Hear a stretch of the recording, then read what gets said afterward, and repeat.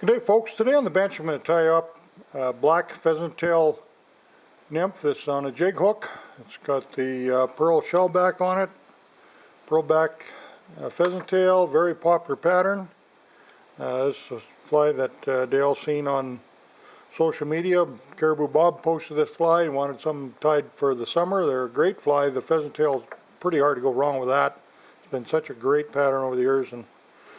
And here's the materials we need to tie the fly. I hope I tied as good as Bob did. I've seen the picture. It looks a really nice job. Anyway, here we go. We're going to take a Tiemco 403 barbless jig hook, size 12. And we're going to use some beads on the front. We're going to need some slotted beads. These are 7/64 gold slotted beads. I'm going to use a gold rib, so it's fine wire. I'm going to use some lead wire on the hook shank. Get my taper. It's a 15 thou lead. I'm going to use the black pheasant tail, dyed pheasant tail for the tail, body, and the legs. The thorax, I'm going to use some pearl, peacock herl, not pearl, peacock herl, strung bright green. Then we're going to go to the pearl flashback. Mylar, and that does a really nice job for us there.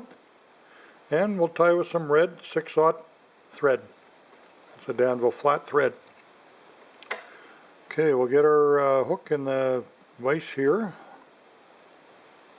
We'll tie one of these flies up. There's sure a lot of good tiers out there now. You see so many of these posts and everybody doing a great job on their flies, and just so nice to see. Now we got the access to the internet and social media and so forth.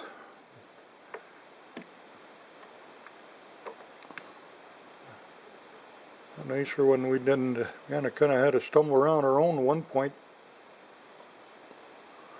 Now that everybody's kind of helping each other out and sharing patterns and what have you. I'm going to get my thread gathered up on my bobbin here. I want to just kind of taper in behind the lead. I like the lead on there. That's a tungsten bead. It's going to sink very well, but I put the lead on the front as well to kind of hold everything in place, and then I can get a nice taper in my body, so kind of create that taper with it as well. Then I'll come in with the pheasant tail, I should say. We're going to take about 3 or 4 strands off the back here. That one side's got the nice tips on it. You want to use that. I tie it in a little longer. I can pull it up more I like. Get my length I want. There we go. Then Brett, a little of this copper wire. I'll just catch that in around the corner here.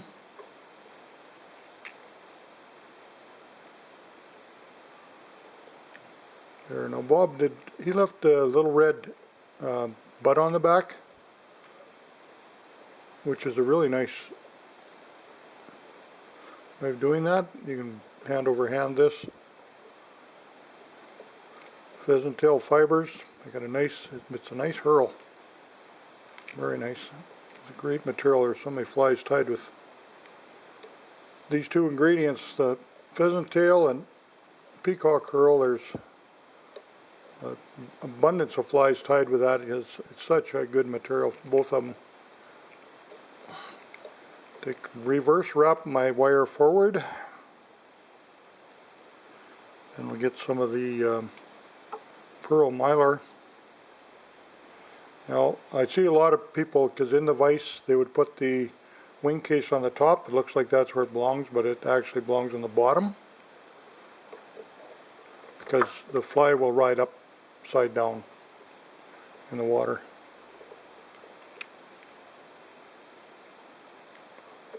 Make sure I get my wing case fairly straight down there. Then I'll come in with some more of the, take about three or four strands for the legs on one side. You can pull it to the length you want and then cut it off. I'll come in here with another 4 strands on this side.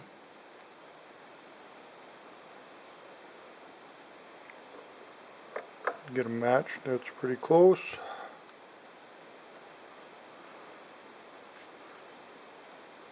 You want them exactly, you don't want them pretty close, you want them bang on. I was lucky enough to have a good mentor, Walt Lawson, and he was such a perfectionist, and there's so many very good anglers or tyers out there now that are perfectionists. I'm guilty of not. I kind of pound things on the shank a little quicker than a lot of you guys do. Just I like to catch fish with my flies. They work. I could be a little more fussy like some of you folks are. That's nice to see the workmanship.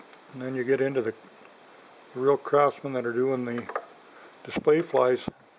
So I just pulled my little pearl wing case on the bottom there. Now it's easier to tie my legs back on each side.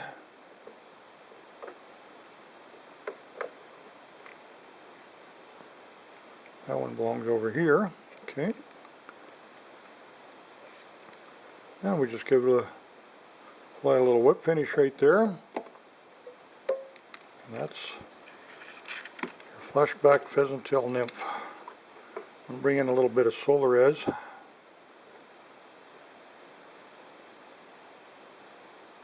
That'll kind of help bring a little of that color of that pearl out as well. Cook that on the top. She's a solid little fly, and that'll catch a lot of fish for you. These pheasant tail nymphs, you can tie them in different colors, olives, then a natural color, bleached pheasant tail. There's all kinds of colors pheasant tail, and that's such a great pattern. We're going to do a teeny nymph one time here. Nobody really follows that one too much. It's so simple, everybody overlooks. Nothing but pheasant tail, and it is a screaming good pattern too that Jim Teeny created many years ago. But here's your black pheasant tail nymph, folks. We appreciate you watching Sports Fishing on the Fly, and hope to catch you again real soon.